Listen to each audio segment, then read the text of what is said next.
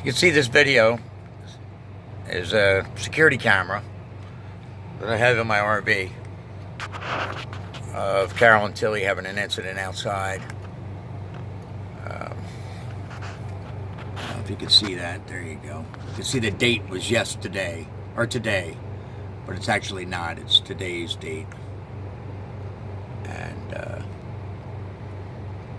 Carolyn is having an incident with her psychosis.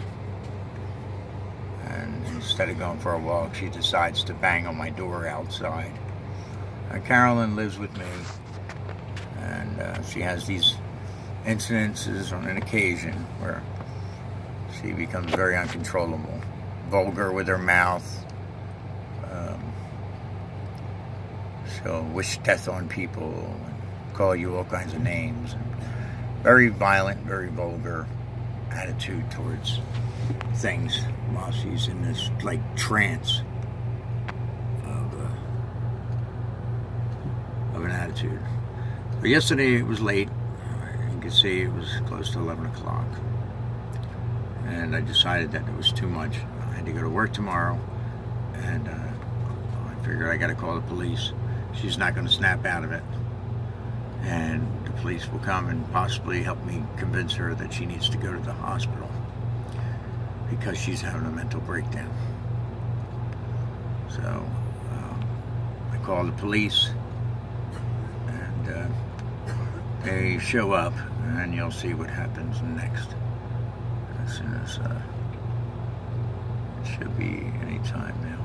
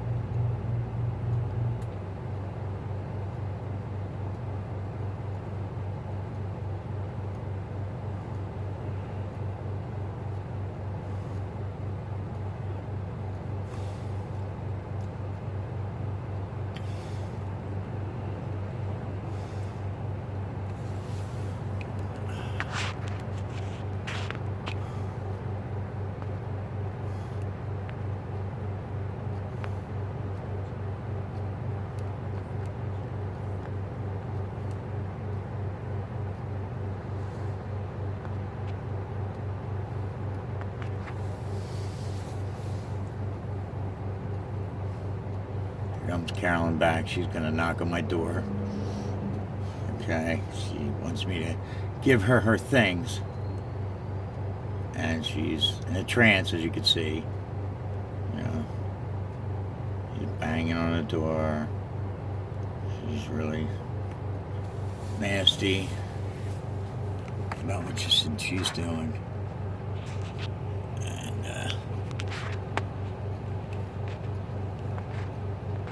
And like I said, I called the police to try and get her help. And I guess they'll show up any second now. And let's see, yep, should be any second.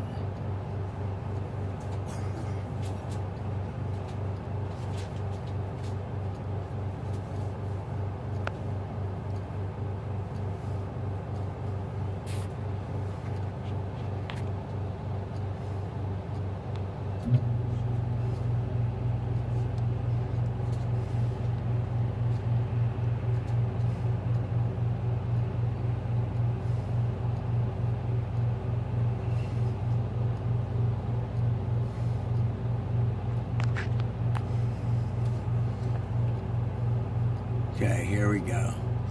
The police have now shown up, and he's got his cameras on, which means when his lights come on, his cameras got to come on. When he gets out of the vehicle with his flashlight on. He approaches Carol and Tilly.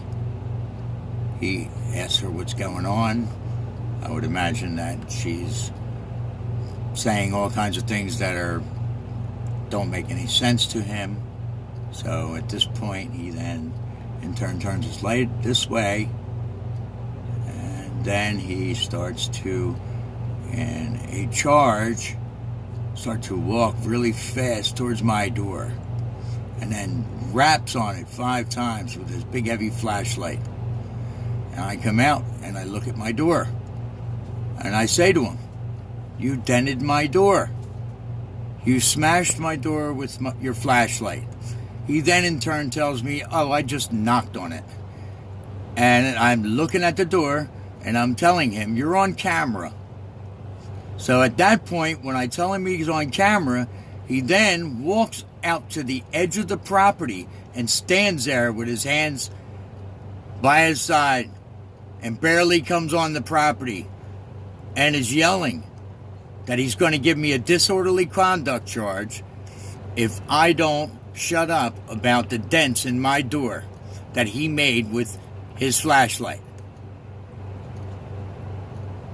He also in turn told me that there's nothing wrong with Carolyn.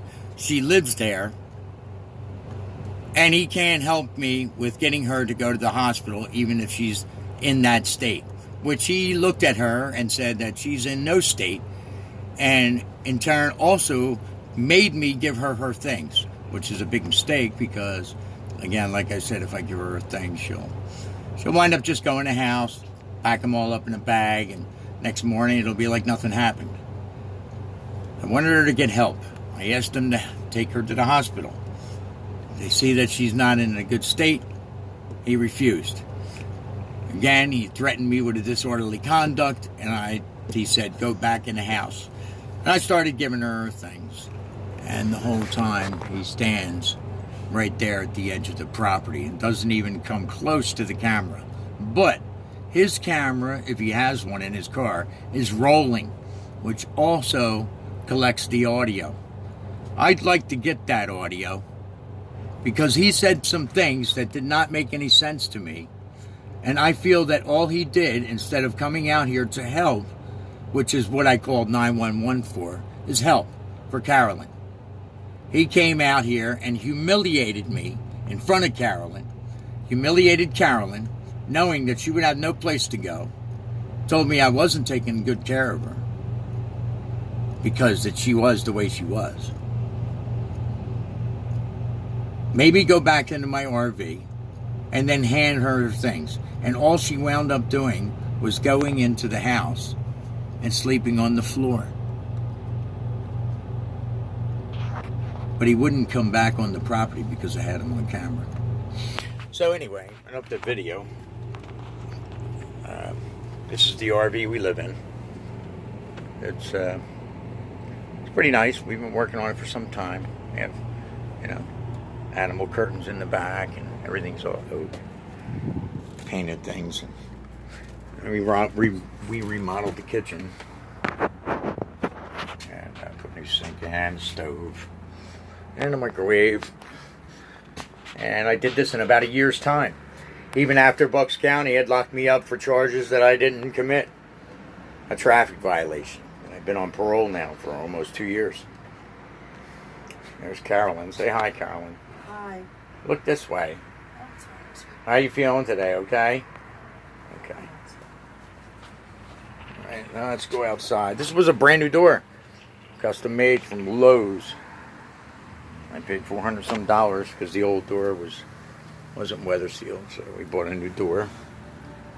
And you step outside here, you see it's new lock set, new steps, and then you see the sign where it says that I have surveillance cameras. And then when I close the door, you can see the dents that the officer used excessive force to get my attention in my RV. Just because I wanted help for somebody who has a mental disorder. You tell them that you're homeless and then they treat you like dog shit. This is the RV. We've been fixing it up. They've been painting it. It's our home. And It wasn't right for that officer to come up to our home and cause property damage when all we wanted was help from him. And this is what we got. So, let me know what you think. Watch the video and you give me your opinion. And let me know. Thanks.